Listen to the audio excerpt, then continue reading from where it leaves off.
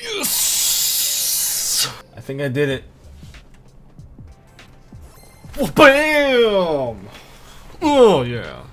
Feels good, man. King of Games.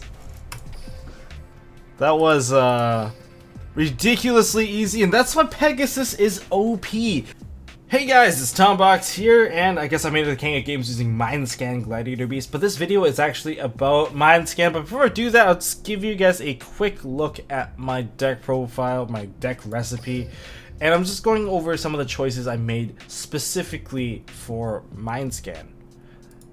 Let's go in here.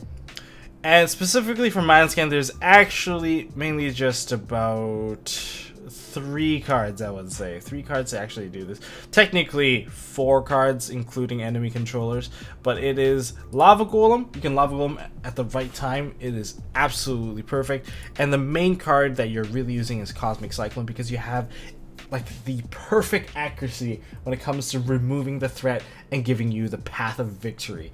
And when you can get rid of the wall of disruption or get rid of the enemy controller right at the beginning, then you don't actually have anything to fear as GB, as long as you can land that swing. And if you see the wall of disruption, you can just send it, get rid of it early on, and there's not exactly a lot of threat because you're not going to lose your monster at this point. So in other words, you get to control the flow of the game, and that's where a lot of this stuff happens. And especially with Lava Golem extra tech, it gives you the option of Lava Golem plus, I guess, 3 of the attack stallers guarantees you a game, and it happens a lot. So this is my build: Lava Golem, triple Lakari. If you don't have Lakari, then fill it with another Bestiari or a Demikari, but you still need at least 2. So just going through one box basically gives you more than 90% of this entire deck. You have to farm a couple of cards, but it's okay. Bestiari, also your best friend, because you can use it to pop the back row, and you know which one to hit now. In other words, you can play out of tempo and screw your opponent over because they forget to activate certain things, and therefore you punish them very, very hard.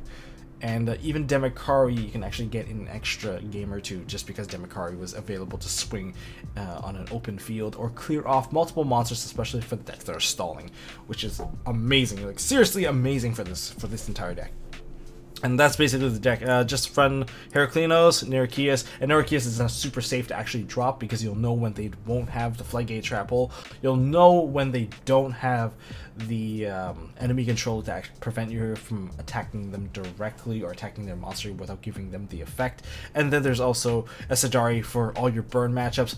If you can't attack, tag into Esadari. If they equip you with Mask of the Accursed, tag into Esadari. If your Esadari gets a Massive Morph, tag into another Esadari. That's basically the name of the game: summon and just keep one monster on the field. That's basically how I got there. Anyways, this video is all about Mindscan, and let's talk about the current Mindscan versus the new Mindscan. Now, in terms of the current Mindscan, I bet a lot of you guys like seriously hate it. Like, oh my god, I'm playing against another Pegasus player. What a sack, what a cheat. And you know what? To some degree, I do agree with you, especially if you're coming from TCG.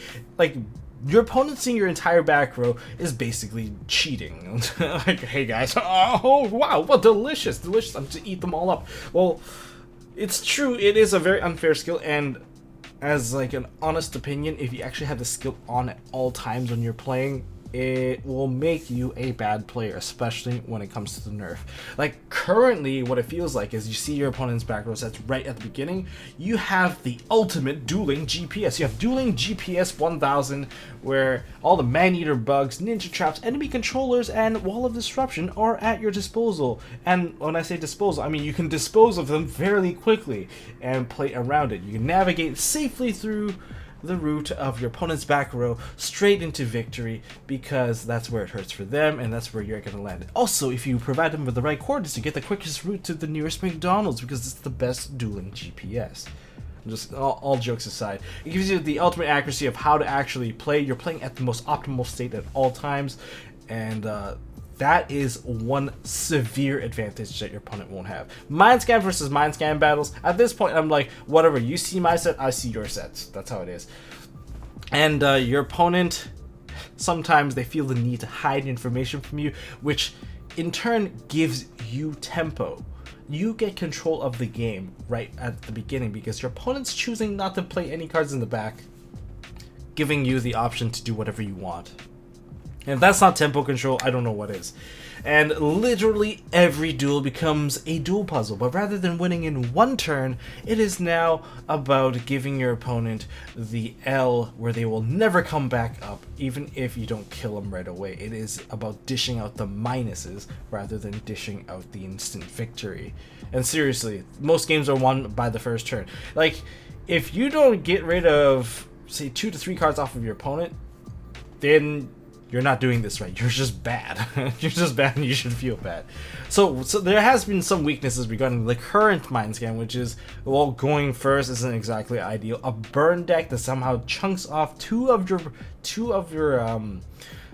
hits for like a Jade Insect whistle ×2, or like you let them lava golem you and then now you can't see the back row, then it's your own fault because you should be able to actually play through most of it. And even when you decide to use your Cosmic Cyclone and lower your life points less than 3,000, you would have accurate, like, you would still know the other back row, and therefore you can still play around your opponent for at least 1 or 2 turns, like at least that much longer. And if your opponent does activate those things, well, then you have a free turn to play anyway. So, you know, my statement still stands. But like, you still have other things that are bad for you, like bad hands. But at this point, you're not losing to your opponent's deck or skill, you're just losing to yourself. Second thing is hand traps like Sphere Karibo. Sphere Karibo is like the current like the current state of the TCG of Yu-Gi-Oh! Hand traps are the best thing ever. It's just very difficult for your opponent to handle it because they can't answer it, and it's always available. And Sphere Karibo is just an enemy controller simply because you can't predict it, and you can't deal with it with like a Cosmic Cyclone. That just makes it so that you might be thrown off your game, and like your opponent might save their life and then they are able to swing into you. That's just how it is, really. Well, aside from all that, like, if you look at the trade-off between the pros and the cons, obviously the pros win, and if your deck isn't character skill dependent, you should be just running Mind Scan if you just want easy victories and want easy climb. But to be honest with you, yeah, like I said, it just makes you a rusty player once they nerf it. And what's the nerf coming? So new Mind Scan activates on the 3rd turn.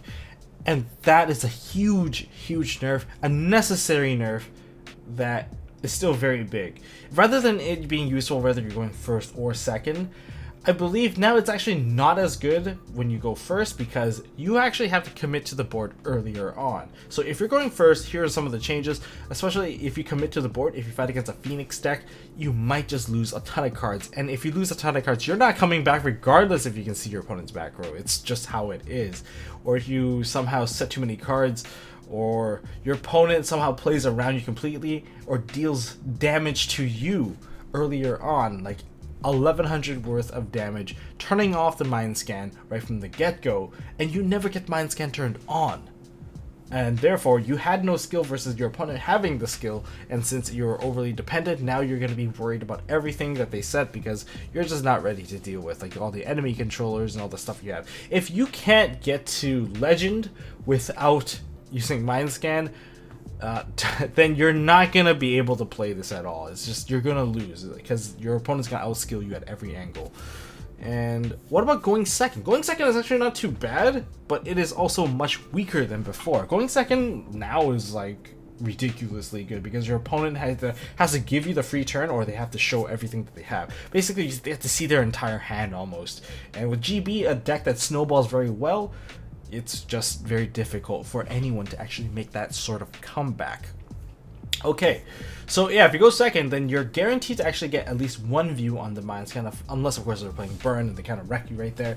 But you get to see their stuff right at the beginning, but you still have 1 turn. They still have a 1 turn grace period. Their back row right now is still valid.